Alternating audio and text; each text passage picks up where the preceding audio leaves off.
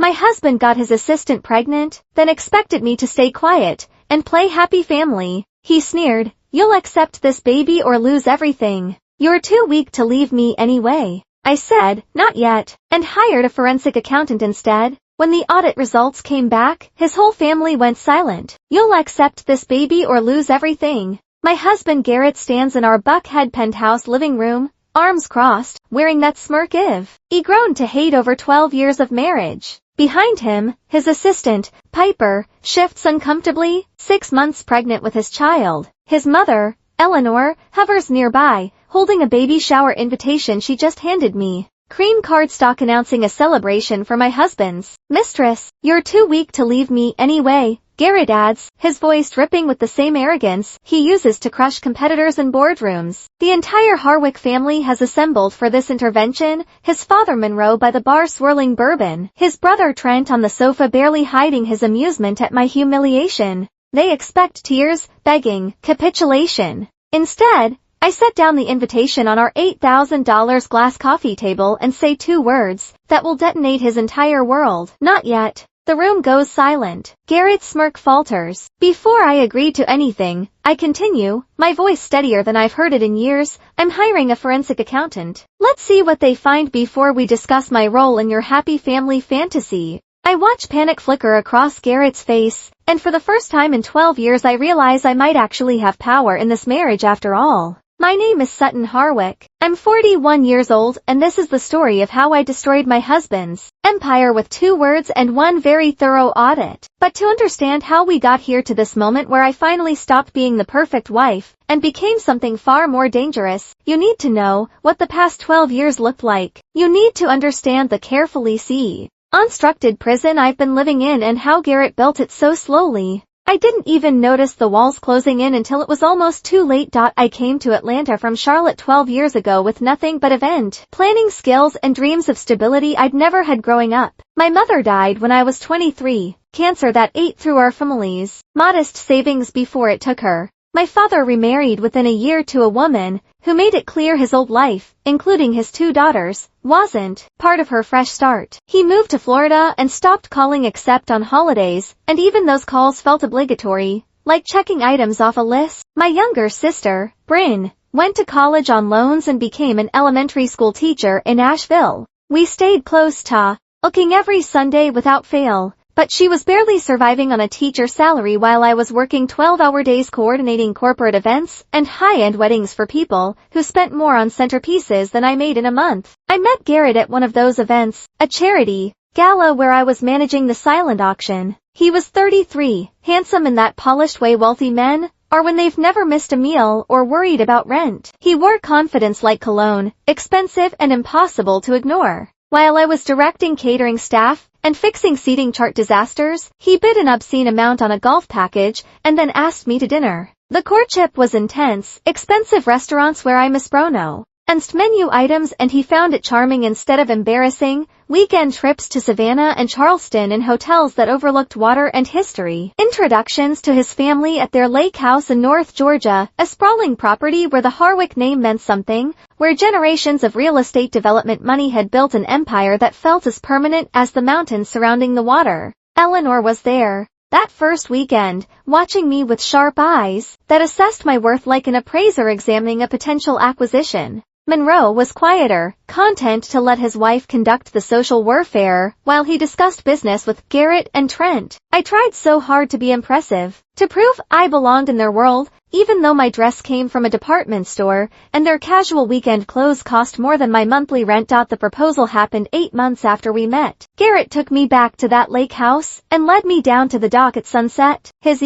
entire family watched from the deck above, Eleanor with champagne already in hand, Monroe nodding approval, Trent with his wife Shauna standing slightly apart from the celebration. I should have recognized it then for what it was, not a private moment of love, but a public claiming, a performance for an audience that would always be watching, always judging, always reminding me that I'd married into something I could never truly belong to. The wedding was an Atlanta social event, 300 guests at the cathedral, reception at the Capital City Club, coverage in Southern Living magazine. I walked down that aisle in a dress Eleanor helped select, not the one I'd loved, but the one she said was more appropriate for a Harwick bride. My father came, but his new wife didn't. Bryn was my maid of honor, and I remember her squeezing my hand before I walked down the aisle and whispering, "You can still change your mind." I laughed it off. What was I going to do? Leave the most stable thing that had ever happened to me because my sister had a bad feeling? The penthouse became my new reality. 40 floors above Atlanta, floor-to-ceiling windows overlooking a skyline I'd only ever seen from ground level. Furniture I didn't choose. Italian leather sofas Eleanor selected because they complemented the architectural integrity.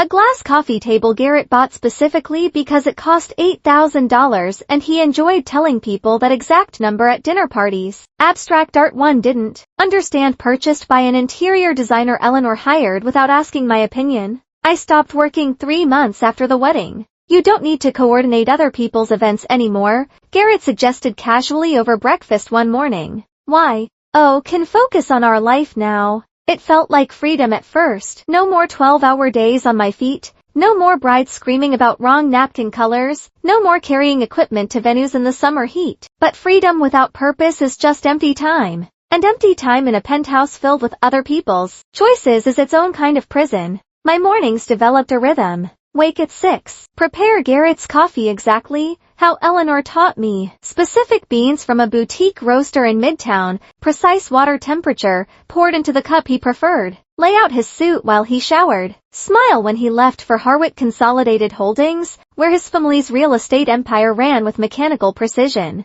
Then I'd have the rest of the day to fill. At first, I joined committees. Eleanor suggested charity boards, where wealthy women planned galas similar to the ones I used to coordinate, except now I sat on the other side of the planning, offering opinions about things I used to execute professionally. I attended luncheons at the country club, where conversations revolved around vacation homes and private schools and which families were rising or falling in Atlanta's social hierarchy. I hosted dinner parties for Garrett's business associates, sat at tables laden with food I once would have prepared or served, wearing designer dresses that cost more than I used to make in a week, making conversation about nothing while men discussed real estate development and women discussed interior designers. I learned to navigate Eleanor's world, the right stores, the right restaurants, the right charities, the right everything. And slowly, so slowly, I didn't notice it happening. I disappeared. The first sign came 3 years into the marriage. I was organizing Garrett's home office for tax season,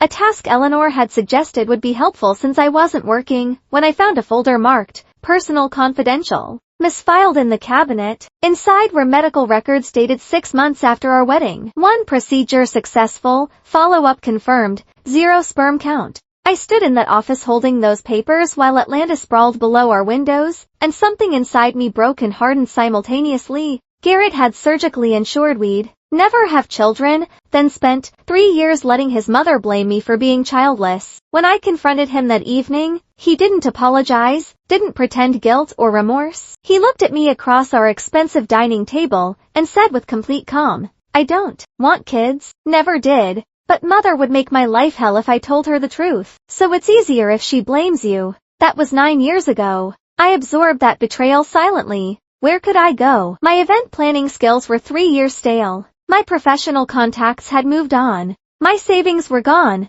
absorbed into joint accounts that somehow became just his accounts. My father was in Florida living his new life. Bryn was barely surviving on a teacher's salary in Asheville. So, I let Eleanor continue her campaign. Every family dinner included pointed questions about why we hadn't given her grandchildren yet, suggestions about fertility specialists, comments about how Trent's wife, Shauna, had no trouble conceiving and already had 2 children who would inherit the Harwick legacy if I continued failing at my most basic biological function. The women at Eleanor's country club whispered when I walked by. I could feel their pity and judgment pressing against my skin like summer humidity. They smiled with careful sympathy while their eyes assessed whether I was truly broken or just selfish, whether Garrett might eventually leave me for one more suitable. Eleanor introduced him to younger women at company events with comments about keeping options open. She scheduled appointments with fertility specialists and handed me the information at family dinners. The shame became part of my identity. Another weight I carried alongside designer handbags and fake smiles and the growing certainty that I'd trapped myself in a marriage I couldn't escape. 3 years ago, the financial isolation began in earnest. The joint credit cards I'd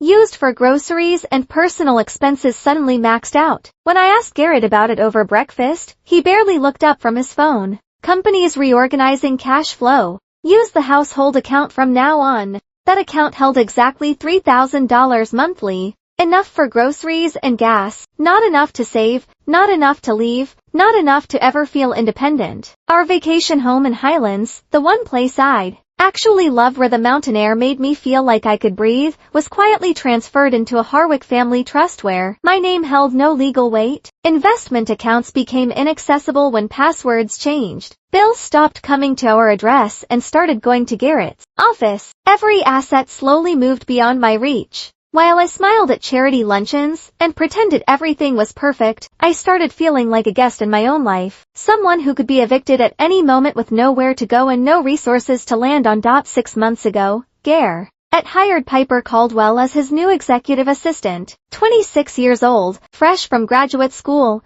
bright-eyed in that way people are before Atlantis. Corporate world teaches them how power actually works. I met her at a company event, one of those hotel ballroom affairs with past appetizers and networking, that felt more like warfare. She seemed sweet, eager, laughing at Garrett's jokes while balancing a wine glass she barely touched. Eleanor said Garrett needed attractive assistants to keep his workspace aesthetically pleasing. Another comment that should have been a red flag, but I trained myself to ignore red flags the way you train yourself to ignore chronic pain. Then Piper started appearing in places Garrett claimed to be going alone, business dinners that ran past midnight, weekend emergency meetings, his phone buzzing late at night with messages from PC that he'd check in the bathroom. 3 months ago, I saw them at a restaurant in Virginia Highland. Pure accident. I was picking up takeout, and there they were tucked into a corner table, her hand covering his, both laughing with the intimacy of people who'd crossed professional boundaries long ago.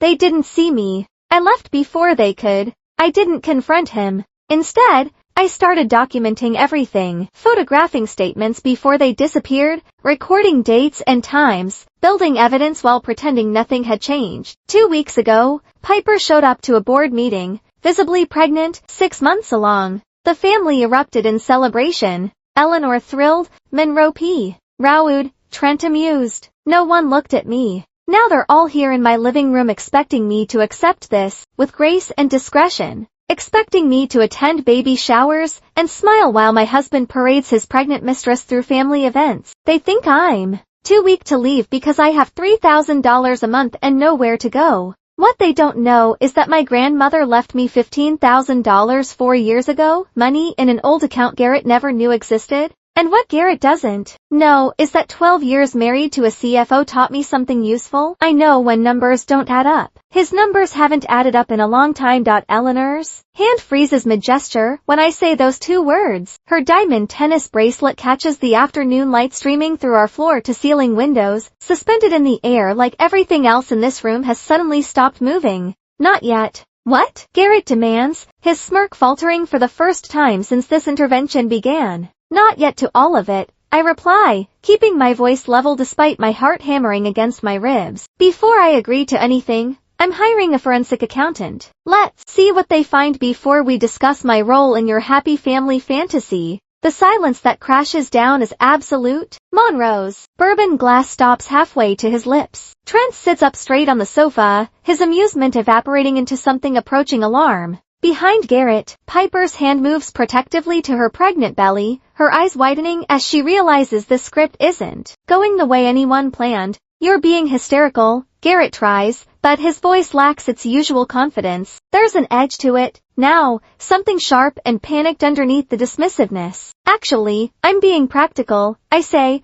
looking directly at him. 12 years married to a CFO should have taught me something. I know how to read between lines, Garrett. I know when numbers don't add up, and your numbers haven't added up in quite some time. Eleanor finds her voice first. Of course, he always does. Sutton, this is absurd. You're upset, which is understandable, but making wild accusations about finances. I'm not making accusations, I interrupt, turning to face her. I'm requesting verification. If everything is as transparent as Garrett claims, then an audit will confirm it. What's the problem? The problem, Garrett says, his voice hardening, is that you're embarrassing yourself in this family with paranoid delusions. There's nothing to find because there's nothing hidden. I pick up the baby shower invitation from where I set it on the coffee table. The cream cardstock feels expensive between my fingers, just like everything else in this world the Hargs have built. Then you have nothing to worry about, I say.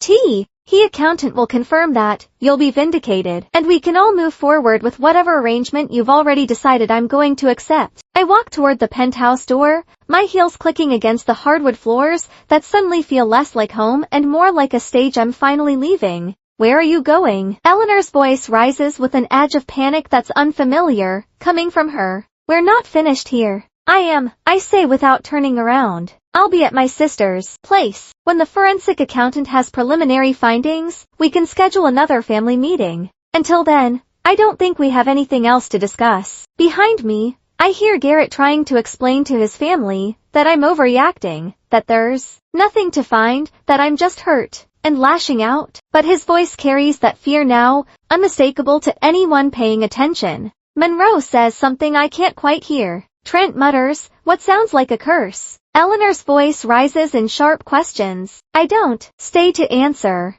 I walk out of the penthouse, pull the door closed behind me, and stand in the hallway, waiting for the elevator. My hands are shaking now that I'm alone. The adrenaline that carried me through that confrontation is starting to fade, replaced by the terrifying reality of what I just did. The elevator arrives. I step inside and watch the numbers descend, 40 floors back to ground level, back to the real world, where people don't live in penthouses and don't accept their husbands, pregnant mistresses with grace and discretion. My phone starts buzzing before I reach the parking garage. Garrett calling. I silence it. Then Eleanor. Then a number I don't recognize. That's probably Trent. I silence them all, and drive toward Decatur where Bryn lives in a one-bedroom apartment that costs less per month than Garrett spends on his car payment. The drive takes 30 minutes in Atlanta traffic. My phone keeps buzzing, text messages piling up that I don't read, voicemails I don't listen to. By the time I pull into Bryn's apartment complex, I have 17 missed calls, and God knows how many messages. I sit in my car for a moment in the parking lot watching families come and go from the building.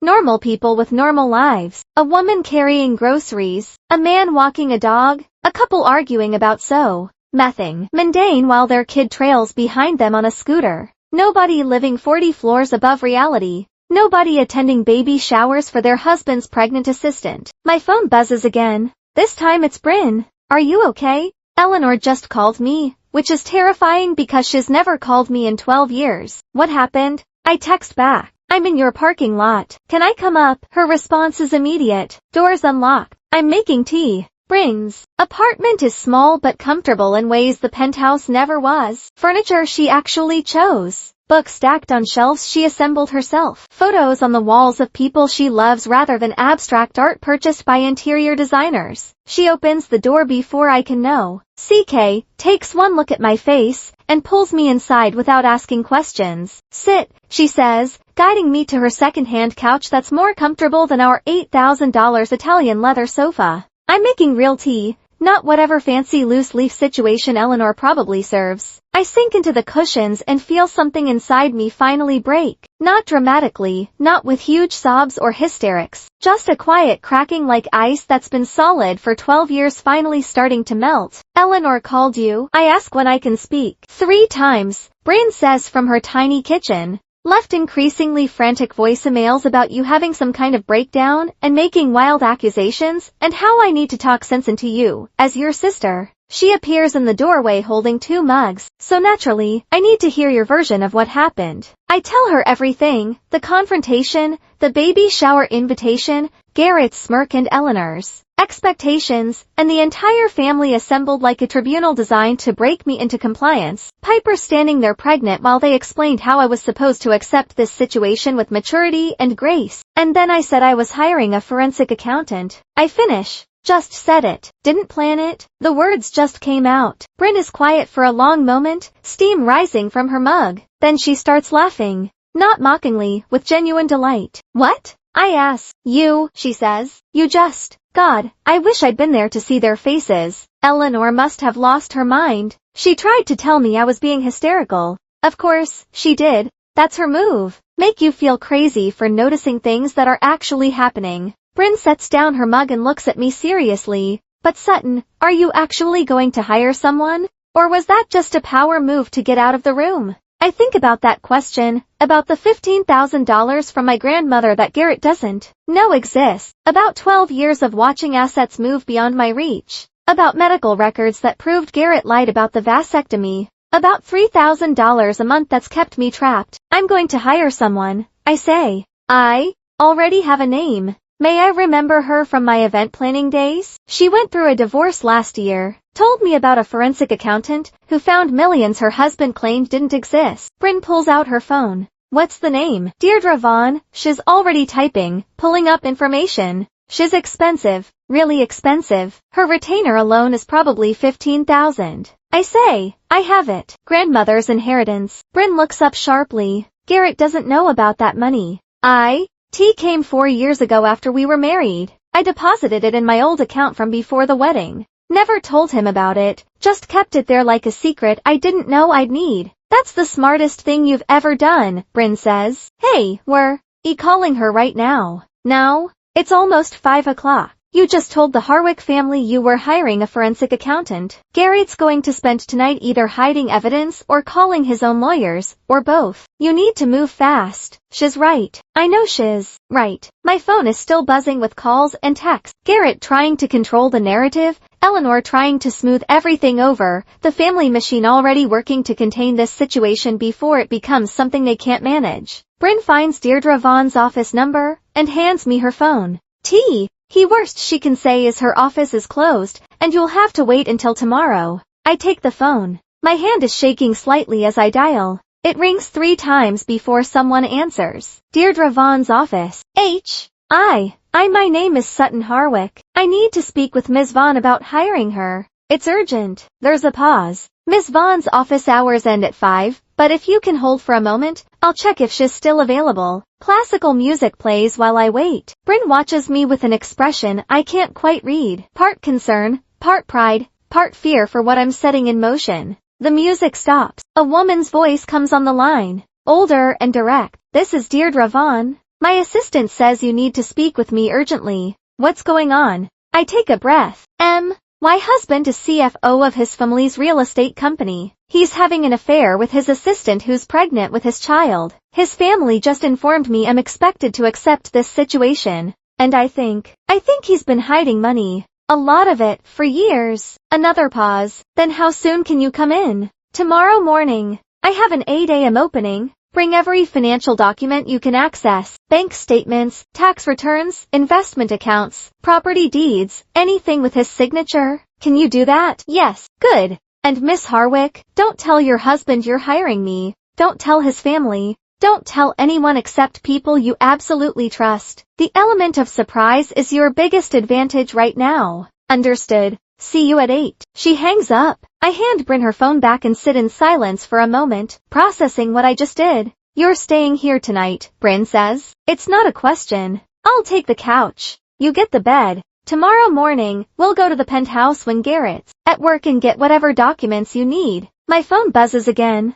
Another call from Garrett. I silence it without looking. Thank you, I say quietly. Don't thank me yet, Bryn replies. This is about to get really ugly. The Harks don't lose gracefully. You know that, right? I think about Eleanor's frozen expression, Monroe's stopped glass, the panic in Garrett's voice when he tried to dismiss my threat. I know, I say, but I don't think I can keep being weak. You were never weak, Bryn says firmly. Why? Oh, survived 12 years with those people. That takes strength most people don't have. You're just finally using that strength for yourself instead of them. Outside, the sun is setting over Decatur. Normal people in a normal neighborhood doing normal things. In a few hours, I'll try to sleep in my sister's bed, while my phone continues buzzing with messages from a family that expected compliance and got rebellion instead. Tomorrow morning, I'll walk into Deirdre Vaughn's office and find out if Garrett's panic was justified. Something tells me it was. I don't sleep that night at Bryn's apartment. I lie in her bed staring at the ceiling while she snores softly on the couch in the next room.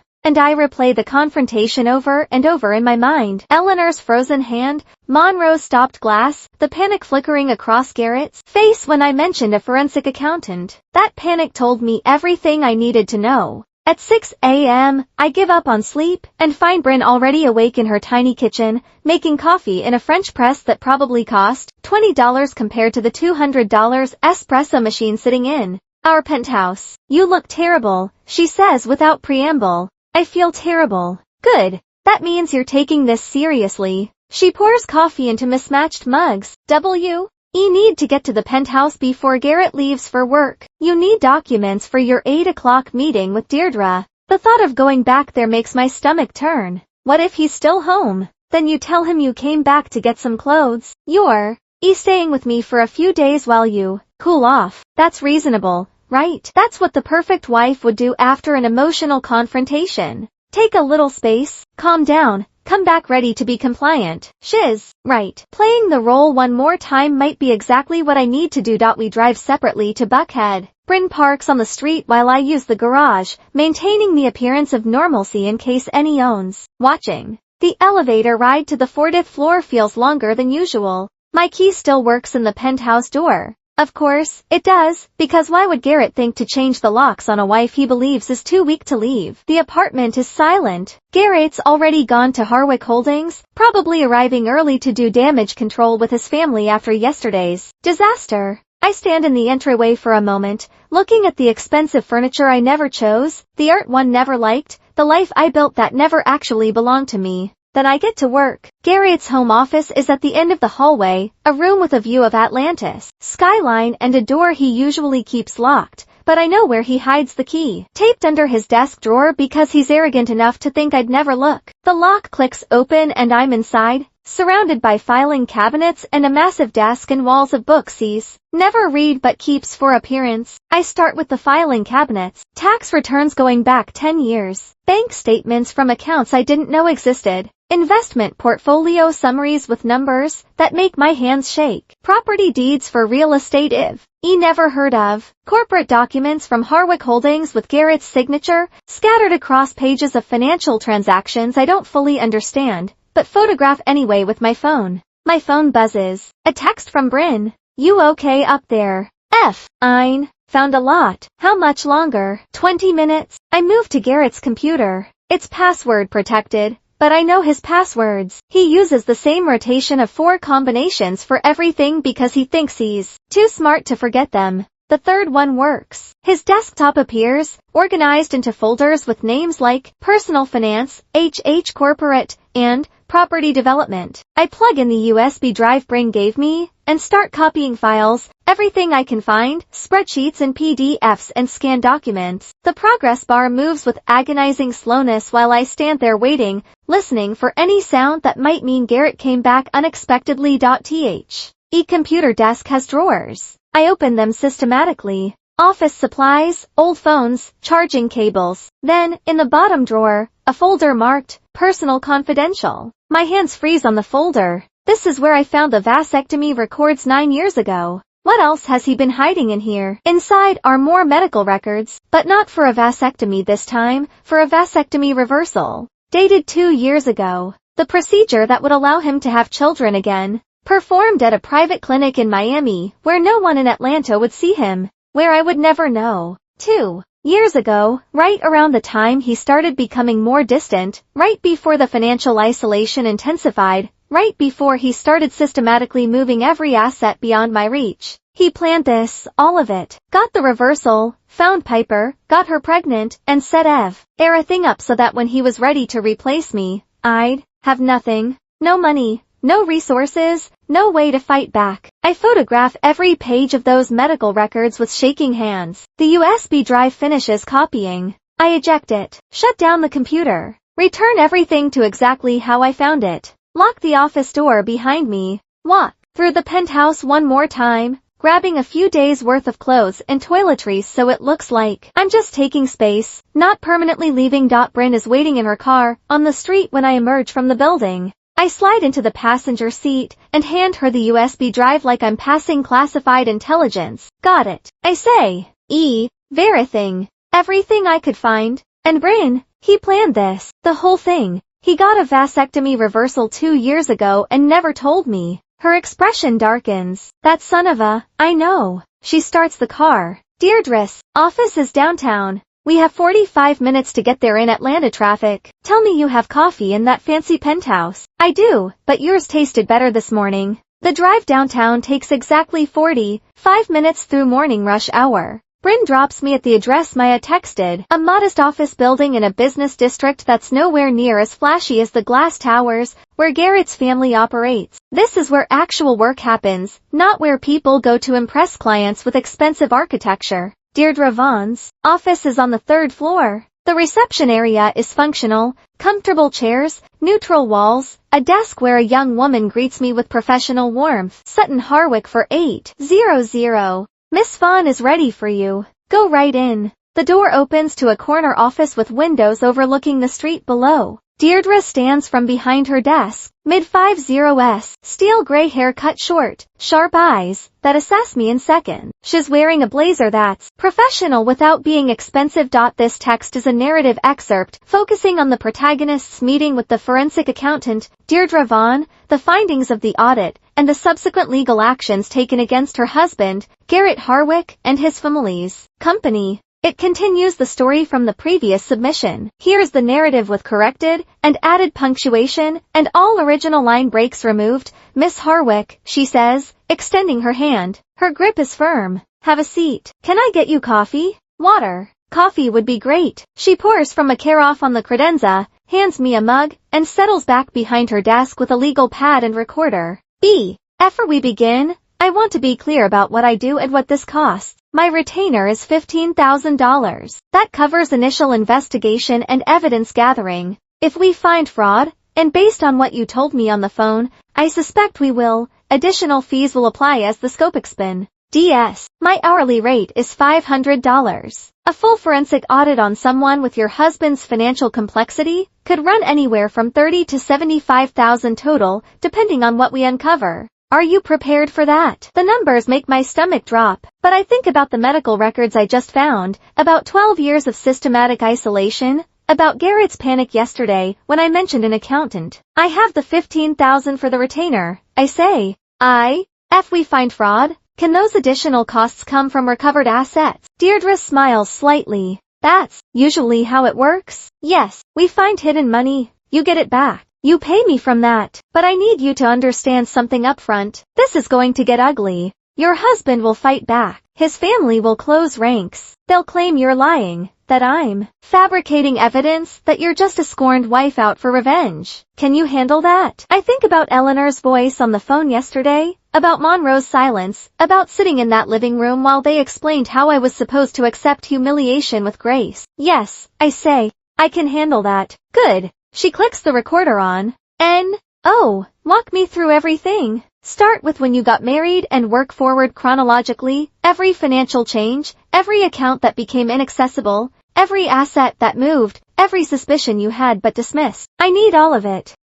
Or the next 3 hours, I detailed 12 years of marriage. The joint credit cards that maxed out, the household allowance of $3,000 monthly, the vacation home transferred to a family trust, investment accounts with changed passwords, bills redirected to Garrett's office, the way every asset slowly moved beyond my legal reach while I smiled at charity events and played the perfect wife. Deirdre takes notes in shorthand I can't read, occasionally stopping me to ask specific questions. What month did that happen? Whose name was on the deed? Did you sign anything? Do you have documentation? When I get to the part about the vasectomy, her pen stops moving. He got a vasectomy 3 years into your marriage without telling you, let his mother blame you for being childless, then got it reversed 2 years ago, again without telling you, and immediately started an affair that resulted in pregnancy. Yes, she sits back in her chair. That's not just financial abuse, Miss Harwick. That's psychological torture designed to destroy your sense of reality and self-worth while systematically stripping away any resources you might use to escape. Hearing someone name it, hearing a professional with no connection to my life, or Garrett's family state it plainly, makes something crack open inside my chest. I have the medical records, I say, my voice barely steady. Both procedures. I photographed them this morning. Gee. And send those to me. Everything you photographed. Actually, I need to see all of it. She leans forward. Miss Harwick, Sutton, I'm going to be very direct with you. Based on what you've told me, I believe your husband has been engaged in systematic financial abuse for years, but I also think there's more here. The pattern you're describing, assets moving, accounts becoming inaccessible, his position as CFO of a family company, it smells like fraud beyond just your marriage. Men who steal from their wives often steal from other places, too. My phone buzzes in my purse. I ignore it. It's been buzzing all morning. Garrett, Eleanor, numbers I don't recognize. All of them trying to reach me, to control the narrative, to smooth this over before it becomes something they can't manage. What do you need from me? I ask. Full authorization to pull financial records, bank accounts, credit reports, corporate filings, property records, everything. And I need you to maintain appearances as much as possible. Go home, be visible, act like you're considering their proposal. The longer your husband thinks you're still controllable, the longer I'll leave evidence sitting where I can find it. The thought of going back to that penthouse, of pretending everything is fine, makes my stomach turn. But I understand the strategy. How long will this take? Preliminary findings, 2 weeks. Full audit, 6 to 8 weeks depending on complexity. She pauses. But Sutton, I want you to prepare yourself. If I find what I think I'm going to find, this won't just destroy your marriage. It could destroy his career, his family's company, possibly land him in prison. Are you ready for that level of consequence? I think about the baby shower invitation, about Eleanor's glee, about Garrett's smirk when he told me I was too weak to leave, about 12 years of being made to feel small and broken and insufficient. Yes, I say, I'm ready. I sign the authorization forms in Deirdre's office, my signature looking shakier than I'd like on the legal documents that will give her access to everything. Bank records, credit reports, corporate filings, property deeds, every financial thread of Garrett's life that she can legally pull. 2 weeks for preliminary findings, Deirdre says as I stand to leave. Abe sooner if what I suspect is there. Keep your phone on, and Sutton, be careful, going home. Don't let on that anything's changed. The drive back to Buckhead feels surreal. I'm heading back to the penthouse to play the role of the compliant wife, while a forensic accountant I just paid $15,000 tears apart my husband's financial life looking for fraud. The cognitive dissonance makes my head hurt. Garrett's car isn't in the garage when I arrive. Good. I have time to compose myself, to get my face ready for whatever performance tonight requires. The next 4 weeks are the strangest of my life. I move through the penthouse like an actress who's learned her lines so well, she can deliver them on autopilot. Garrett comes home from work and I ask about his day. Eleanor calls about baby shower details, and I offer opinions on color schemes. I attend a charity luncheon, where women I barely know ask if I'm okay because they've heard rumors about stress in the marriage, and I smile and say, everything's fine, just fine. At night, when Garrett's asleep in our bedroom and I'm in the guest room with my claimed insomnia, I lie awake wondering what Deirdre is finding. My phone stays on the nightstand, volume low but not silent, waiting for the call that will change everything. Garrett starts being nicer to me. It's subtle at first, asking if I need anything, when he goes to the store, suggesting we have dinner at my favorite restaurant, buying flowers on a random Friday. He probably thinks his intimidation worked, that if fallen back into line like I always do, that the threat of losing everything scared me into compliance. I'm glad you're being reasonable about all this, he says one evening over dinner at a steakhouse in Buckhead. We're sitting in a booth with leather seats that probably cost more than most people's monthly car payments, and he's reaching across the table for my hand like we're a couple in love instead of a fraud and his victim. I let him hold my hand, smile. Say nothing about the forensic accountant systematically documenting every financial crime he's committed for the past 8 years. Eleanor calls me on a Tuesday afternoon 3 weeks into the investigation. Sutton, darling, I wanted to apologize for how tense things got at the family meeting. We were all surprised by your reaction, but I understand now that you were just processing difficult news. The important thing is that we move forward as a family. Yes, it's the closest thing to an apology Eleanor Harwick has probably ever offered anyone. And it's not even really an apology. It's a strategic repositioning now that she thinks I've been brought to heel. Yes, I say, moving forward is important. Wonderful. The baby shower is in 6 weeks. I've been working with the event coordinator at the club, but I'd love your input on some of the finer details. You always had such an eye for these things. She wants me to help plan the baby shower for my husband's pregnant mistress. The audacity is breathtaking. I'd be happy to help, I say. And somewhere deep in my chest, something that used to be capable of feeling shock, or pain, or humiliation just goes numb and cold. Bryn calls me every other day. How are you holding up? I'm fine. You're lying. Yes. Have you heard from Deirdre? Not yet. She said 2 weeks minimum, maybe 4. Sutton, if this gets to be too much. It won't, but it does. It is. Every day of pretending is another small death of whatever dignity I have left. Every smile I force, every polite response to Eleanor's text, every night I lie in the guest room, waiting for my phone to ring. It all accumulates into a weight that's crushing me from the inside out. 4 weeks and 3 days after I signed those authorization forms, my phone finally rings at 2 in the afternoon. I'm alone in the penthouse, standing at the floor-to-ceiling windows, staring at Atlanta's skyline like I've done 1,000 times before. Deirdre's name flashes on my screen. My hands are shaking when I answer. Hello, Sutton. Her voice is different than it was in our first meeting, harder, angrier. You need to sit down for this. I sink onto the Italian leather sofa I've never liked, phone pressed against my ear so hard it hurts. What did you find? Everything, she says. I found everything. And Sutton, it's worse than I thought. Your husband hasn't just been transferring your marital assets beyond your reach. He's been embezzling from Harwick Consolidated Holdings itself. The room tilts slightly. Or maybe I tilt. It's hard to tell the difference. How much? I ask. From you. At least $7.3 million in hidden marital assets, money that should be joint property, but he's moved into accounts and shell companies you have no access to. She pauses. From his family's company, approximately $12.8 million over 8 years. I can't speak, can't process numbers that large, can't comprehend the scope of what she's telling me. He created a network of fake vendors, Deirdre continues, her voice clipped and professional like she's reading from a report. See, construction companies, property management services, maintenance firms, all registered to addresses that turned out to be vacant lots, or mail forwarding services in Delaware and Wyoming. Harwick Holdings would cut checks to these vendors for services that were never actually rendered.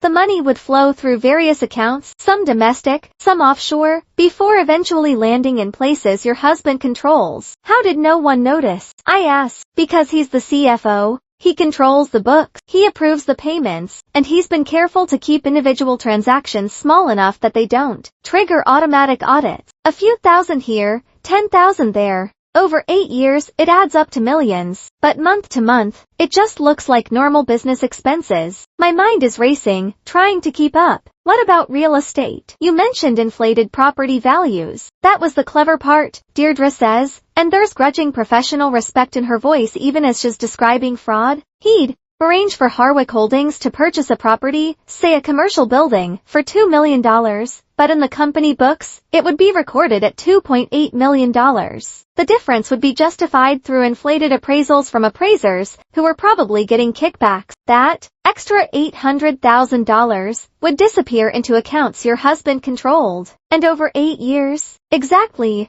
dozens of properties, hundreds of thousands here, $1 million there. It accumulates fast. I think about Monroe's pride in the company his father built, about Eleanor's obsession with the Harwick legacy, about family dinners, where they discussed real estate development like it was a sacred calling passed down through generations. They don't know, I say. Monroe and Eleanor, they have no idea. No, Deirdre confirms. Based on everything I found, your husband has been operating completely independently. The fraud is sophisticated enough that it wouldn't show up in standard audits. You'd need someone specifically looking for it to find it. Someone like you. Someone exactly like me. There's a pause. I can hear her breathing on the other end of the line, waiting for me to process this. There's more, she says finally. About Piper Caldwell? My stomach clenches. What about her?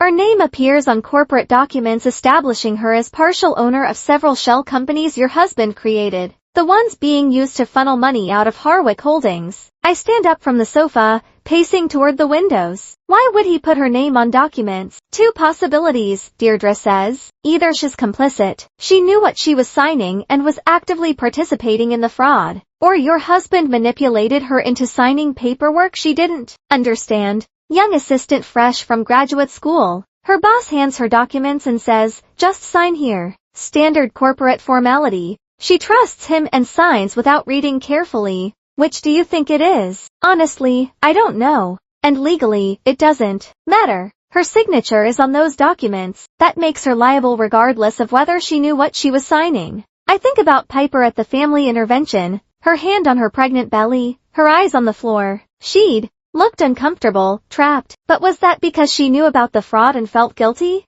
Or because she was realizing she'd been used by a man who'd already destroyed one woman, and was clearly capable of destroying another? If she didn't know, can she prove it? I ask. That's her problem to solve, Deirdre says bluntly. She'll need her own attorney. She'll be fighting for years to clear her name if she wasn't actually involved. But Sutton, I need you to focus on your situation right now. We have documented evidence of systematic financial abuse spanning your entire marriage. We have proof of embezzlement from a corporate entity. We have tax evasion. Your husband hasn't been reporting this income to the IRS. We have wire fraud, money laundering, and about 6 other federal crimes I can think of off the top of my head. My legs feel weak. I sit back down on the sofa. What do I do with this? There's a long pause. When Deirdre speaks again, her voice is careful, measured. That depends, Sutton. What do you want? I don't understand. Do you want a divorce settlement, or do you want justice? The question hangs in the air between us. I can hear the difference in those two options, the weight of what she's really asking. Explain the difference. A divorce settlement means we use this information as leverage. We go to Garrett's attorney, or he gets one if he doesn't have one yet, and we say, here's what we found. Here's what we can prove. Now, let's negotiate a settlement that gives you everything you're entitled to, plus damages for financial abuse. You walk away with money. He walks away with his freedom and whatever's left of his assets after paying you. The family might never know the full extent. It stays relatively private. And justice. Justice means we report this. I prepare 3 copies of my full forensic report, 147 pages of documented fraud. One goes to Garrett's attorney. One goes to Monroe Hark's corporate counsel because he's legally obligated to know about embezzlement from his company. And one goes to the IRS fraud division. She pauses. That option destroys him, Sutton. His family will know everything. Law enforcement will investigate. This becomes public record eventually. Hell, I'll face federal charges, prison time. But you'll still get your settlement, probably more actually, because the prenup becomes completely unenforceable given the systematic fraud. I think about 12 years of being made to feel small and broken and insufficient. About the allowance system that kept me dependent. About the blame for childlessness I didn't cause. About Eleanor's smug satisfaction planning a baby shower for my husband's mistress. About Garrett's sneer when he told me I was too weak to leave. About the vasectomy reversal he got without telling me. About the medical records proving he'd planned this replacement for years. I want both, I say. I want the settlement and I want justice. Deirdre's voice changes, satisfaction mixed with something fiercer. Then that's what we'll do.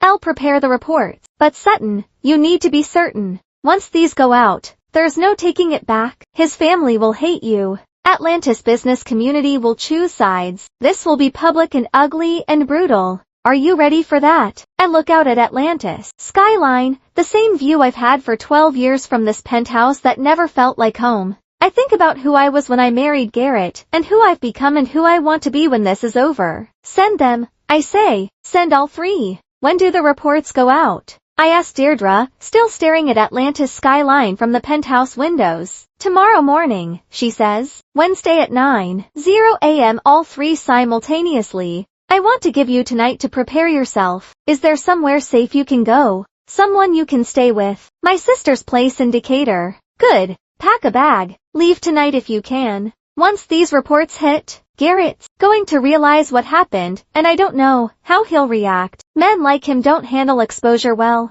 I pack quickly after we hang up. Clothes, toiletries, important documents, the USB drive with all the photos I took from Garrett's office. I'm almost at the door when I hear his key in the lock. He walks in looking exhausted, tie loosened, jacket over his arm. When he sees me standing there with an overnight bag, his expression shifts from tired to suspicious. Going somewhere? Brings, I say, keeping my voice casual. I need a few days. The baby shower planning is stressing me out. He studies me for a long moment. I can see him calculating, trying to read whether this is normal, wife needs space, behavior or something else. How long? Just a few days. I'll be back by the weekend. He nods slowly. Call me if you need anything. I walk past him toward the door, and for a moment I think about all the things I could say right now, all the accusations I could throw at him. But tomorrow morning, 3 forensic reports will say everything I can't. Garrett. I pause at the door. Yeah,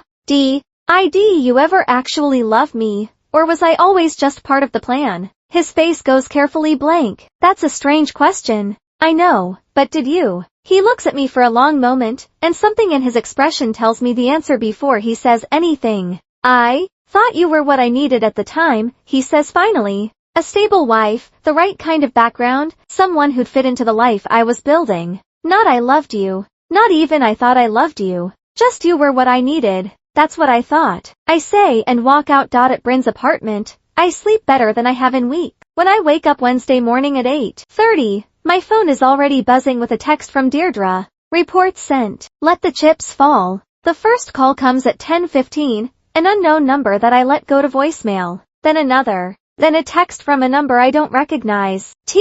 His is Marcus Webb, attorney for Garrett Harwick. We need to speak immediately regarding fraudulent allegations. I forward the text to Deirdre without responding. At 11 o'clock, my phone rings with a call from Callister Reeves, the divorce attorney Deirdre recommended. I answer. Etten, this is Callista. I just got off the phone with Garrett Harwick's attorney. He's threatening to sue you for defamation and your forensic accountant for fabricating evidence. Can he do that? He can threaten anything he wants, but no, he can't win. Everything in Deirdre's report came from legally obtained records. His own signatures are on the fraudulent documents. His attorney knows that, which is why he's making noise instead of filing actual motions. She pauses. How are you holding up? I'm okay. Good. Because this is about to get very loud. Monroe Harwick's corporate counsel just called me, too. Harwick Holdings is convening an emergency board meeting. They're suspending Garrett pending investigation. My stomach flips. Already, they have no choice. If they try to cover this up, they become accessories to fraud.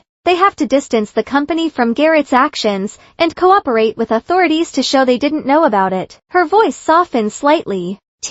His is good news for you, Sutton. It means they're taking the allegations seriously. It means Deirdre's report is ironclad. We talk for another 15 minutes about strategy and next steps. When I hang up, Bryn is standing in her kitchen doorway watching me. It's really happening, I say. Yeah, it really is. The news breaks online first. The Atlanta Business Chronicle runs the story at 2 p.m. Harwick Holdings CFO suspended amid fraud investigation. They don't have details yet, but the headline is enough to send shockwaves through Atlanta's business community. My phone explodes. Texts from people I haven't heard from in years, old colleagues from my event planning days, women from Eleanor's charity committees, even my father calls from Florida, the first time I've heard from him in 8 months. I ignore most of them. Answer a few from people who were genuinely kind to me over the years. Let everyone else wonder. At 3:30, Garrett calls from a number I don't have blocked. I answer without thinking.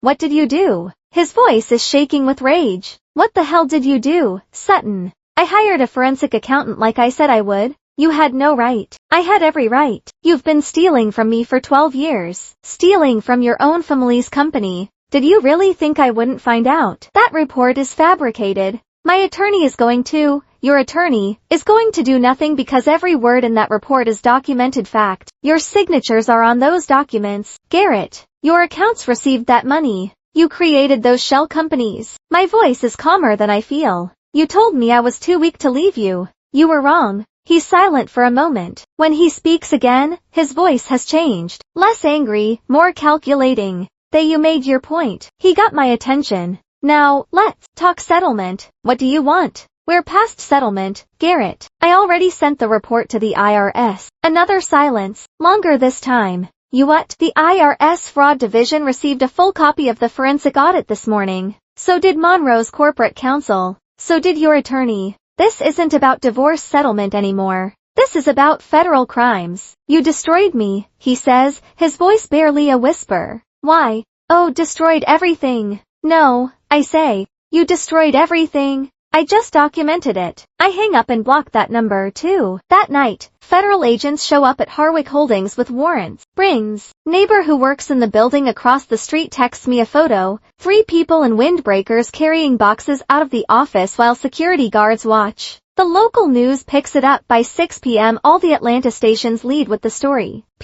Remnant Atlanta real estate family under federal investigation? They still don't name Garrett specifically, but they show footage of Harwick Holdings headquarters, of Monroe and Eleanor's Lake House, of the Capital City Club, where the family has been members for generations. My phone rings. Eleanor. I almost don't answer, but something makes me pick up. Sutton. Her voice is nothing like Eve ever heard from her, small and certain, stripped of all the imperious confidence she's carried for 12 years. Eleanor. There's a long pause. I can hear her breathing on the other end. Did you know, she finally asked, about the fraud before you hired the accountant? No, I knew something was wrong. I knew he was hiding money, but I didn't know the scope until Deirdre found it. Another pause. Why? What? Why did you send it to the IRS? Why did you send it to Monroe's attorneys? You could have just used it for your divorce. Why destroy the whole family? I think about 12 years of passive-aggressive comments, about being blamed for childlessness I didn't cause, about $3,000 a month while living in a penthouse, about that baby shower invitation handed to me with barely concealed glee, because Garrett told me I was too weak to leave him, I say, and I needed to prove he was wrong. Eleanor is silent for a long moment, then she hangs up without another word. 2 days later. The story about Piper breaks. Some journalist connects the dots between Garrett's suspension, the IRS investigation, and corporate documents listing her as partial owner of suspicious shell companies. Her LinkedIn photo appears on the evening news. Young, hopeful, professional, nothing like someone knowingly involved in fraud. She releases a statement through a criminal defense attorney claiming she was manipulated into signing documents she didn't understand.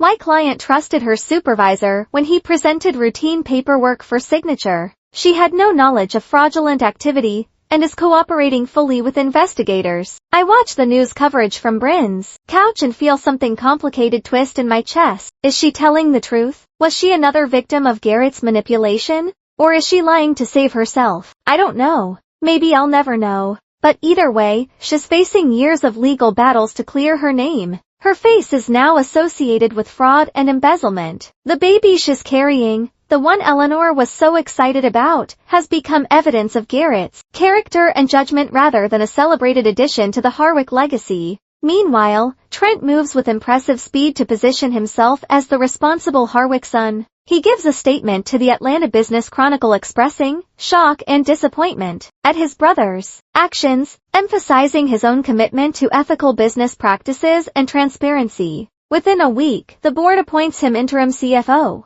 I watch him on the news accepting the position, standing in front of Harwick Holdings headquarters, wearing a suit similar to the ones Garrett used to wear. Speaking with the same confident authority, he stepped into his brother's role over the smoking ruins of Garrett's reputation, and something about it feels both inevitable and opportunistic. Did he suspect? Did he know something was wrong, but wait for the right moment to let it implode? Or is he genuinely shocked, and simply taking advantage of circumstances? I'll probably never know that either. But watching him claim the position Garrett spent decades grooming himself for, I realize the Harwick family empire will survive this. It'll survive because they're cutting Garrett loose completely, distancing themselves from his crimes, cooperating with investigators to prove they didn't know. Monroe issues a statement through corporate counsel, emphasizing that the board had no knowledge of the CFO's fraudulent activities and is conducting a full internal audit. Eleanor stops appearing at her country club lunches and charity galas. The woman who ruled Atlantis' social scene for decades, suddenly nowhere to be seen. And Garrett is out on bail, living somewhere he won't tell anyone, facing federal charges that could send him to prison for 15 to 20 years if convicted. 3 weeks after the reports went out, I'm still at Bryn's apartment when Deirdre calls with an update. Garrett's attorney is pushing for a plea deal, she says. Federal prosecutors are offering reduced charges in exchange for testimony about the offshore banking structures he used. He's looking at 8 to 10 years instead of 20. Will he take it? Probably. The evidence is overwhelming. Going to trial would just be expensive and pointless. I hang up and stand at Bryn's window looking out at normal Decatur streets. Normal people living normal lives. No penthouses. No fraud investigations. No federal agents. Just normal. And for the first time in 12 years, I think I might be able to have that. Normal doesn't come as easily as I'd hoped. Standing at Bryn's window imagining a simple life is one thing. Actually, building it while my husband faces federal charges and Atlantis business community chooses sides is something else entirely. Callister Reeves calls me 3 days after my conversation with Deirdre about Garrett's plea deal. We need to meet, she says. The divorce filing needs to happen now, while Garrett's scrambling to deal with criminal charges. Strike while he's weak. Her Midtown office is modest, compared to the glass tower law firms the Harrooks use. Functional furniture, framed diplomas on the walls, a view of Atlanta that's street level rather than penthouse height. Callista herself is in her early 50s, dark hair pulled back severely, wearing a suit that's professional without being expensive. She has a reputation in Atlanta family law circles for destroying wealthy husbands who thought they were untouchable. Let me see the prenup, she says before even sat down. I pull out the document I signed 12 years ago, 17 pages of legal language I was too in love and too intimidated to properly review.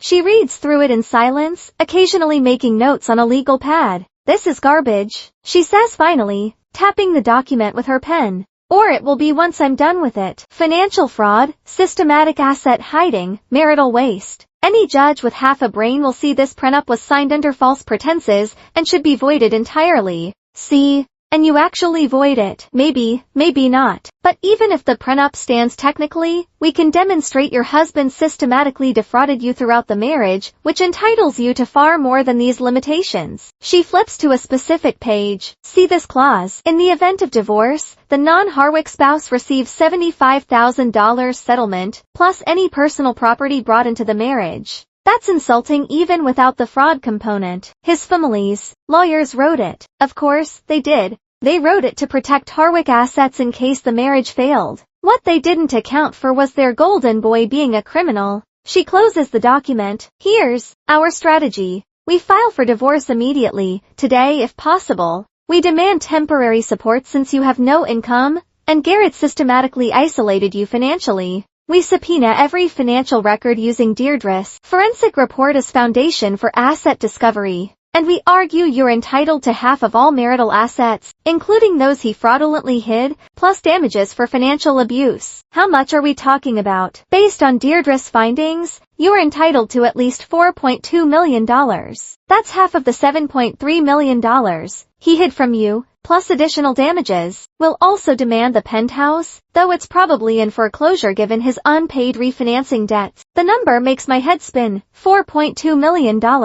More money than I've ever imagined having. This text is a continuation of the narrative, focusing on the divorce proceedings, the settlement, Garrett's criminal indictment and sentencing, and the protagonist's subsequent rebuilding of her life. Here is the narrative with corrected and added punctuation, and all original line breaks removed. He's going to fight this, Callista continues. Men like Garrett don't accept defeat gracefully. He'll claim the forensic report is fabricated, that you're lying about financial abuse, that the prenup protects him. His attorneys will be expensive and aggressive. I don't care. I say, I'm done protecting him from consequences. Callista smiles, sharp and satisfied. Good. That's exactly the attitude we need. We file the divorce papers that afternoon. Garrett gets served 2 days later at an apartment in Marietta where he's apparently living now, having been forced out of the penthouse by IRS asset seizures. His response comes fast. His attorney, a man named Marcus Webb from one of Atlantis' most expensive firms, files motions claiming the forensic report is inadmissible, that Deirdre obtained information illegally, that I violated Garrett's privacy by accessing his files without permission.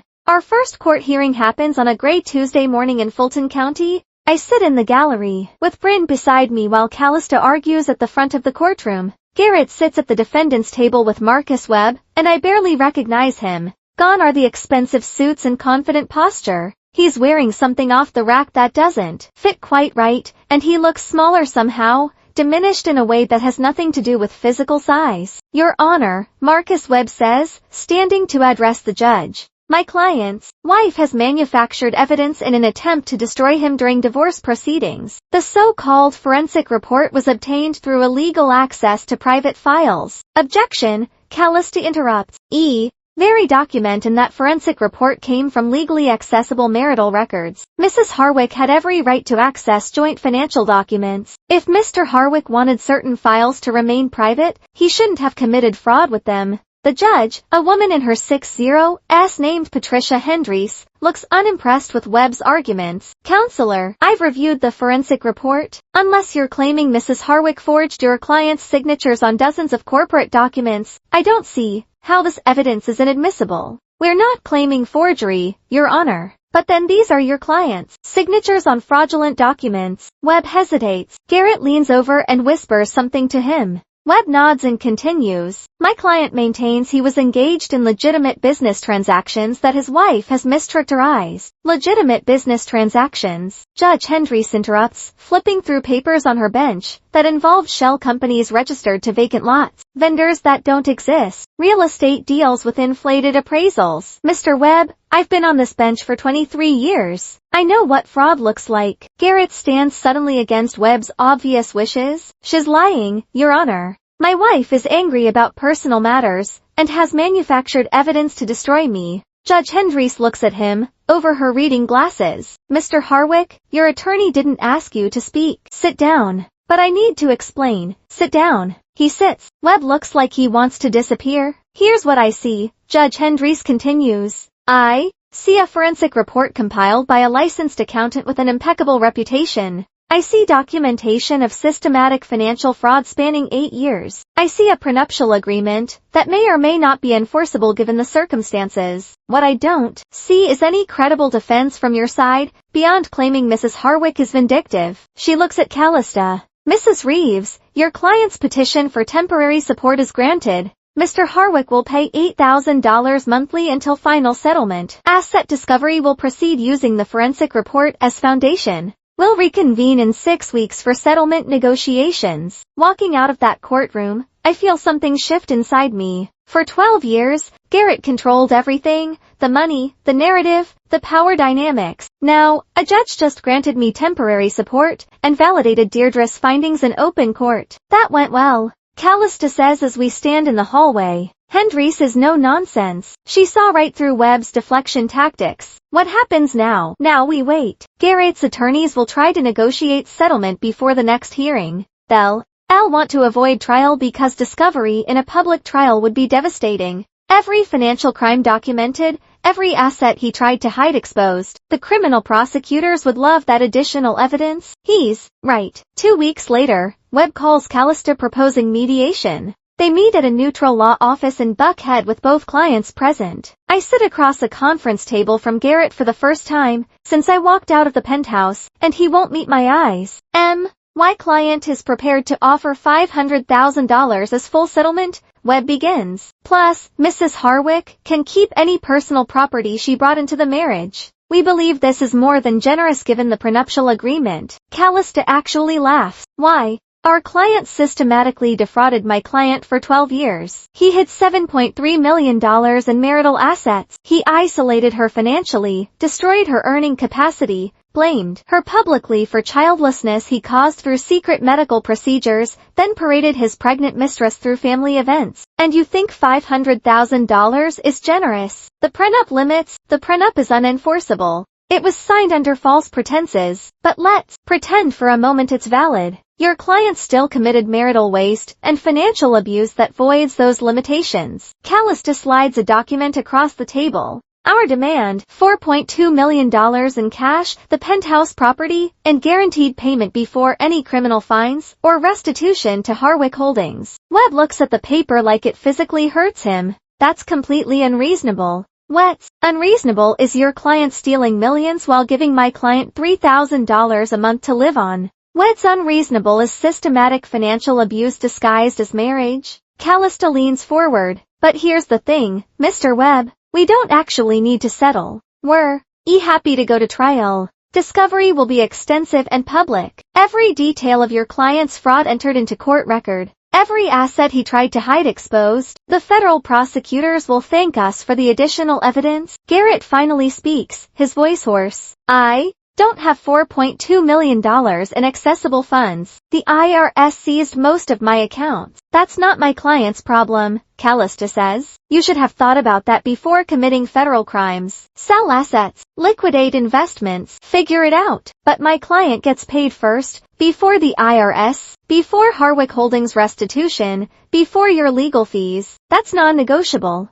The mediation ends without resolution. We try again 2 weeks later, then again. Each time Webb's offers increase incrementally while Callista holds firm. Finally, 6 weeks after the first hearing, Webb calls with capitulation in his voice. Well, I'll agree to $4.2 million, the penthouse, and priority payment. But this has to close quickly. The criminal case is moving toward trial and Mr. Harwick needs to focus on that defense. We can close in 2 weeks, Callista says, assuming payment clears. T does. On a Friday afternoon in late spring, I sit in Callista's office and sign the settlement agreement. 12 years of marriage reduced to signatures on legal documents. But those signatures come with a wire transfer confirmation showing $4.2 million deposited into an account in my name only. How do you feel? Callista asks when it's done. I think about that question. I should feel triumphant, maybe vindicated. Instead, I mostly feel tired and sad and relieved in equal measure. I feel free, I say finally. Good, Callista replies, because you are. Read 'em, it turns out, is more complicated than signing settlement papers and receiving a wire transfer. I'm legally free from Garrett, financially secure for the first time in my adult life, but Atlanta still feels like a city where everyone's watching and waiting to see what I'll do next. The federal prosecutors move forward 3 months after the divorce settles. Garrett is formally indicted on 17 counts. Wire fraud, tax evasion, embezzlement, money laundering, making false statements to financial institutions. The indictment document is 23 pages long. Deirdre emails me a copy and I read through charges that carry maximum sentences totaling more than 40 years if served consecutive. Eli, the arraignment happens on a humid August morning. I don't attend. I'm done sitting in courtrooms watching Garrett's life disintegrate, but the news coverage is impossible to avoid. Every Atlanta station leads with the same image, Garrett in handcuffs being led into the federal courthouse, wearing a jacket that doesn't fit right, his expression somewhere between disbelief and resignation. The man who used to move through Atlanta's business world with absolute confidence now looks diminished in ways that have nothing to do with physical size. He's lost weight. His hair is grayer. He looks older than 45. Bryn texts me updates throughout the day even though I haven't asked for them. Pleaded not guilty. Bail set at $500,000. Family posted it. That last part surprises me. After everything, after the fraud, the embezzlement, the public humiliation, Monroe and Eleanor are still protecting him, still believing their son deserves one more chance to make this right. Or maybe they're just protecting the Harwick name, keeping Garrett out of jail long enough to negotiate a plea deal that might reduce the public spectacle. 2 weeks later, that protection evaporates. Monroe and Eleanor release a statement through their attorney that gets picked up by every bus. In his publication in Georgia, while we love our son, we cannot support actions that have damaged our family's company and reputation. Garrett Harwick's defense is his own responsibility. Harwick Holdings will not fund his legal representation. It's brutal in its calculation. They're cutting him loose completely, distancing the family from his crimes, demonstrating to prosecutors and the public that they're not covering up for a criminal, preserving whatever remains of the Harwick legacy. But it also means Garrett faces 17 federal counts with whatever legal defense he can afford from his own rapidly diminishing assets. Most of his accessible money went to my settlement. The IRS seized other accounts pending restitution calculations. What's left isn't enough to retain the kind of high-powered criminal defense team that might actually help him. I'm having coffee with Maya at a place in Virginia Highland when the statement breaks. She shows me the article on her phone, and I read it twice trying to process what it means. They actually did it, Maya says. They threw him under the bus. Can you blame them? He stole almost $13 million from their company. No, I get it, but it's still brutal. That's his parents essentially saying he's on his own. She pauses. How do you feel about it? I think about that question longer than I should need to. I don't know. Part of me thinks he deserves it. Part of me just feels sad for all of it. The whole situation. That's more generous than he deserves, maybe. But watching someone's entire life collapse, even someone who systematically abused you for 12 years, doesn't feel as satisfying as I thought it would. Eleanor never calls me again after that statement. I hear through various channels that she's essentially disappeared from Atlanta's social life. No country club lunches, no charity galas, no committee meetings, where wealthy women plan events while drinking wine at 2 in the afternoon. The woman who ruled those circles for decades is suddenly nowhere to be seen. Too humiliated to face the whispers and judgment from women who were her friends when the Harwick name meant something impressive rather than scandalous. Monroe has a minor stroke in September. Nothing life-threatening, but serious enough that he steps back from active leadership of Harwick Holdings. Trent takes over fully. No longer interim, but actual CFO, stepping into the role his brother spent decades preparing for and destroying in less than a year. The irony isn't lost on anyone in Atlanta's business community. October brings news I'm not expecting. Piper gives birth to a daughter on a Tuesday afternoon. I'm at a coffee shop in Midtown when Bryn calls. Did you see? She asks without preamble. See what? Piper had the baby. It's on the news. I pull up the Atlanta Journal-Constitution on my phone. The article is brief, just a few paragraphs noting that Piper Caldwell, the assistant connected to the Harwick Holdings fraud investigation, gave birth to a daughter. The accompanying photo shows her, leaving the hospital alone, carrying a car seat, looking exhausted and overwhelmed, and impossibly young. No Garrett at the hospital. He was in court that day for pre-trial motions. No Eleanor showing up with flowers and grandmotherly pride. No Harwick family members welcoming the baby who was supposed to be a celebration 6 months ago at that intervention in my penthouse. Piper's attorney releases yet another statement emphasizing she's not romantically involved with Garrett and is raising her daughter independently. Whether that's choice or necessity, the article doesn't say. I stare at that photo for a long time. This girl, and she looks like a girl in that picture, not a woman, is now a single mother with a newborn. Potential criminal charges hanging over her, her name permanently linked to fraud and embezzlement. Her child's father facing prison. You still there? Bryn asks. Yeah, I'm here. How do you feel? I don't know. Sad for the baby, I guess. She didn't ask for any of this. Neither did you. True, but I'm 41, with a $4.2 million settlement, and the skills to rebuild my life. That baby is being raised by a 26-year-old whose career prospects just got destroyed and whose child support will come from a man in federal prison. Maya calls me later that week. I saw Piper at a support group for single mothers, she says. She looks completely lost, like she still can't process what happened to her life. Is she okay? Define okay. She's functioning, taking care of the baby, but she looks like she's aged 10 years and 6 months. After we hang up, I sit in my new townhouse. Modest but comfortable furniture I actually chose, walls I painted, colors I like, and think about the different ways Garrett destroyed people. Me through systematic financial abuse and psychological manipulation. Piper through whatever combination of seduction and exploitation. Got her pregnant and signing corporate documents she may or may not have understood. His own family through embezzlement that damaged their company and reputation. And now a baby who will grow up knowing her father went to prison for fraud. By December, Garrett's attorneys are negotiating a plea deal. Deirdre keeps me updated even though I don't ask. She seems to take professional satisfaction in tracking the case to its conclusion. Prosecutors offered a deal, she tells me over the phone one afternoon. Plead guilty to reduced charges, testify about the offshore banking structures, cooperate in recovering hidden assets. 8 to 10 years instead of 40. Will he take it? He'd be stupid not to. The evidence is overwhelming. Going to trial would just be expensive and pointless. His attorneys are advising him to take the deal. When does he have to decide? End of year. If he doesn't accept by then, Trial date is set for January 8 to 10 years. I tried to imagine Garrett in federal prison for a decade. Try to picture him, at 55 released into a world where the Harwick name is ruined, and his professional reputation is destroyed. Where does someone go after that? What kind of life exists on the other side of that much public failure? You okay? Deirdre asks when I'm quiet too long. Just processing. This is what you wanted, Sutton. Justice, consequences, him facing the reality of what he did. I know, it's a lot.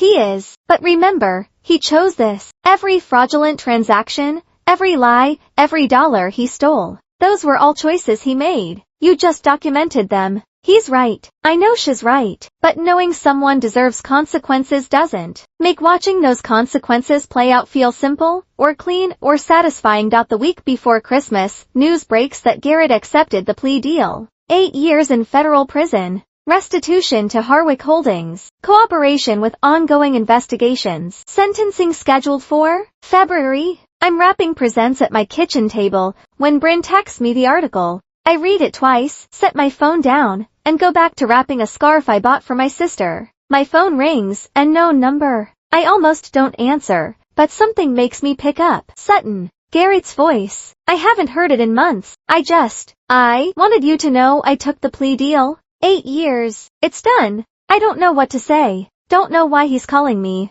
I know you hate me. He continues when I don't respond. I know you have every right to, but I need you to understand something. I never meant for it to get this out of control. It started small and just spiraled, and by the time I realized how bad it was, I was in too deep. I'm not asking for forgiveness. I just needed to say it, that I'm sorry for all of it. The vasectomy, the financial control, Piper, everything. The apology lands hollow and too late. Okay, I say. That's it. Just, okay. What do you want me to say? That I forgive you. That 8 years is too harsh. I don't know what you're looking for here. He's quiet for a long moment. I guess I don't either. You were right. You were too strong for me. I thought I could control you forever, but you destroyed me instead. Why? Oh, destroyed yourself, Garrett. I just refuse to go down with you. He hangs up without saying goodbye. I sit at my kitchen table with half-wrapped presents and my phone silent in my hand, and I realize that conversation was probably the last one I'll ever have. The last words between us, before he disappears into federal prison for 8 years while I build a life that's finally completely mine. It doesn't feel triumphant. It doesn't feel satisfying. It feels finished. And maybe that's enough. The thought stays with me as I finish wrapping presents at my kitchen table, as I clean up the paper scraps and ribbons, as I pour myself a glass of wine and sit by the window watching December darkness settle over Midtown. Finished. That's what Garrett's phone call gave me. Not closure exactly, but a sense that the story between us has reached its final page. He'll disappear into federal prison for 8 years. I'll build a life he'll never be part of. And maybe that's enough. The townhouse I bought with settlement money is nothing like the Buckhead penthouse. 2 bedrooms instead of 4. Hardwood floors instead of marble. Windows that look out at Freedom Park and normal Atlanta streets rather than the skyline from 44 floors up. But it's mine in ways that penthouse never was. I spent weeks painting walls colors I actually liked. Soft blue in the bedroom, warm gray in the living room, pale yellow in the kitchen that catches morning light. I bought furniture from actual stores instead of having Eleanor's interior designer select everything. The couch is comfortable rather than expensive. The coffee table cost $200 instead of $8,000. The art on my walls is from local artists whose work I saw at festivals, not abstract pieces purchased to impress dinner guests. Bryn helped me move Ian back in October, the two of us carrying boxes upstairs while she made jokes about how much lighter I seemed without Garrett's emotional baggage weighing me down. She wasn't wrong. How does it feel? She'd asked that first night, sitting on my new couch eating pizza from paper plates because I hadn't unpacked the dishes yet. Like breathing for the first time in 12 years, I'd said, and I meant it. Now it's late December and I've been living here for 2 months, learning the rhythms of my neighborhood, finding the best coffee shop 3 blocks away, discovering the walking trail around Freedom Park, building a life that's smaller and simpler and infinitely better than anything I had before. Maya calls on a Sunday afternoon the week after Garrett's plea deal makes the news. How are you holding up? I'm okay. Actually, okay. not just saying it. Good, because I have something to ask you. She pauses. Remember how I mentioned needing help with that corporate holiday party? The one that's making you insane. That's the one. It's for a tech company in Buckhead. 200 guests, full catering, live entertainment, the works, and I'm drowning in logistics. I could really use someone who knows what they're doing. The idea terrifies and excites me in equal measure. I haven't worked in event planning in over a decade. Haven't coordinated anything more complicated than my own dinner parties for Garrett's business associates. Haven't used those skills professionally since before I got married.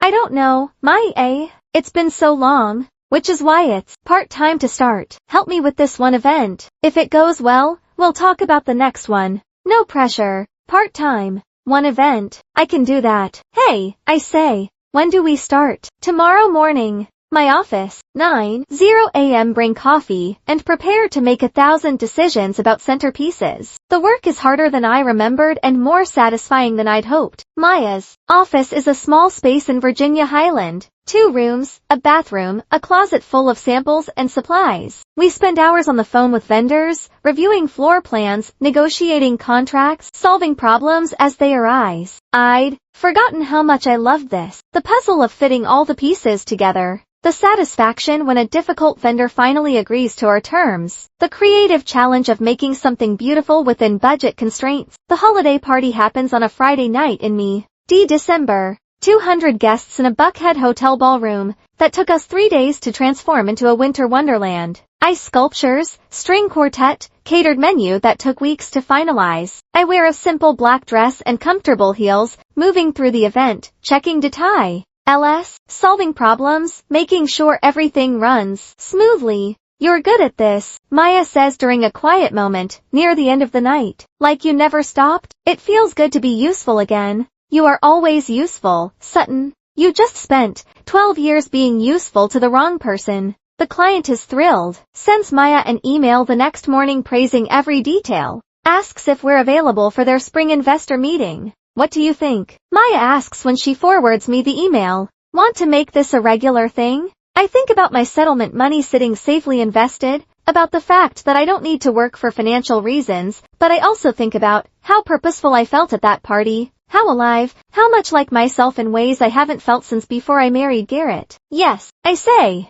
I want to make this a regular thing. Christmas week brings unexpected snow to Atlanta. Rare and brief, but enough to blanket the city in quiet white for a few hours. I'm making coffee in my kitchen when Bryn texts. Look outside. The park across from my townhouse is transformed. Families building snowmen. Dogs running through drifts, kids having snowball fights, normal life happening in ways that feel miraculous after everything. Bryn comes over that afternoon and we sit by my window watching the snow with mugs of hot chocolate like we're kids again. You seem different, she observes. Lighter. I feel lighter. Good. Different or scary? Different. Both. Maybe. Good. Mostly. I pause. I got a call from Shauna last week, Trent's wife. Bryn raises her eyebrows. What did she want? Tea. Oh, apologize for not saying anything when she knew something was wrong in my marriage. We talked for almost an hour about the family dynamics, about how toxic everything was, and it was actually helpful to hear someone else name what I experienced, to know I wasn't imagining it. We're quiet for a moment watching snowfall.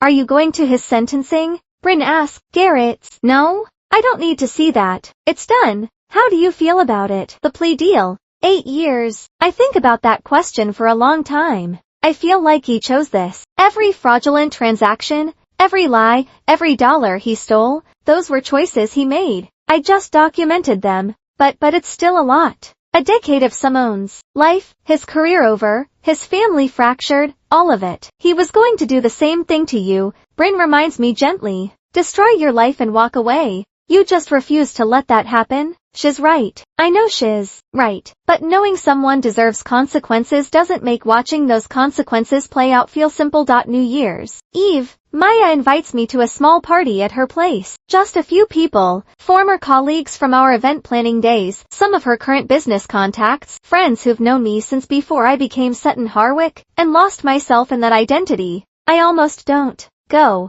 The idea of being social, of explaining my situation to people who've heard the news, feels exhausting, but Maya insists. You can't hide in your townhouse forever, she says. You've spent enough years hiding. So I go. Wear a dress I bought myself, drive to her apartment in Decatur, walk into a room full of people who greet me with genuine warmth rather than the careful politeness I experienced in Eleanor's world. Sutton, someone I used to work with, pulls me into a hug. We've been following everything in the news. Are you okay? I'm getting there. We talk about event planning, about life changes, about Atlantis, business scene. No one asks invasive questions about the divorce or the fraud. They just treat me like a person, not a scandal. At midnight, we count down together and toast the new year. Standing on Maya's balcony with a glass of champagne, watching fireworks over Atlanta, I realize this is the first New Year's in 13 years that I'm not standing beside Garrett at some formal event, playing the role of the perfect wife. This year, I'm